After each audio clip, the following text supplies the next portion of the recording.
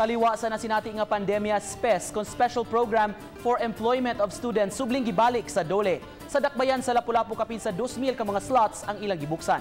Siluan Mayron Dina sa RTV Presents. Naabdan sa RTV Balitang Bisdak, kining pipila ka mga batanong may bisita sa Public Employment Service Office, dala ang ilang mga dokumento aron makatrabaho. Usa kanila ang 14 anyos nga si Mary May Agusto, taga Barangay Mactan. Human makita ni Mary May ang FB page kabahin sa summer job nga gitanyag sa dakbayan, giandamdayon niya ang mga documentary requirements, lakip na ang iyang class card. Lisod ang ilang kahimtang kay ang iyang mga apuhan mo'y nagbuhi kanila, human magbuwag ang iyang mga ginikanan. Ipa-apply man ko sa unanay kay wala man siya trabaho. Kay sila na may nagpadako. Then wala naman siya trabaho kay mga tiguwang naman sila. Tumong sa Special Program for Employment of Students kon SPES, mao ang paghatag og temporaryong trabaho sa mga batanon atol sa summer o Christmas break. Priority sa programa ang mga kabus apan deserving nga mga tinunan, out-of-school youth ug mga dependent sa mga displaced workers. Kalipikado ang mga nag-edad og 15 anyos ngadto sa 30 anyos. Sa Lapu-Lapu City, 2,144 ka mga batanon ang makatrabaho sugod karong Mayo 3 hangtod sa Mayo 28 ug mudawat og 525 pesos nga sweldo matag adlaw. Lagi siya within 15 to 30 years old within sa iyang employment period. Matod ni Kim Francisco, peso manager sa dakbayan, dako kining ikatabang ilabi na sa mga pamilya nga galisod.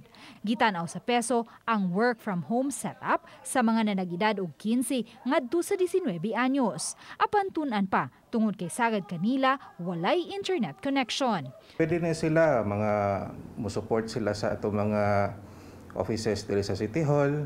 Pwede po sila maghimog mga community service, community works ito sa ato mga kabarangayan.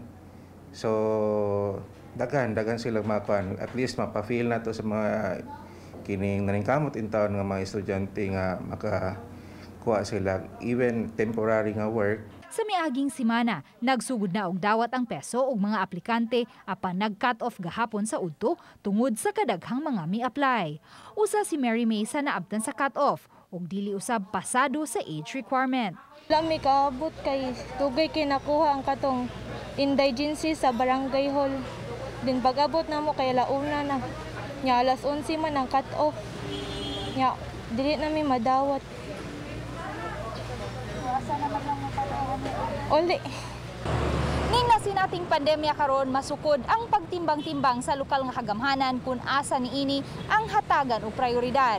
Ang hulga ba sa panglawas sa katawhan o ang panginahanglan nga makatrabaho sa mga tao nga nawad-ana og panginabuhian. Samtang gihuno una ang work immersion program nga industry-based sa mga senior high school students tungod sa padayong pagsaka sa kaso sa COVID-19. Usa sa ilang rekisito mao ang pagkuha og clearance gikan sa local IATF. Base sa feedback sa mga school heads atong senior high, wala mo hatag og permission ang atong local nga IATF. Uban ni Marlon Melgazo. Ako si Luan Merondina ug kini ang akong short dokyo.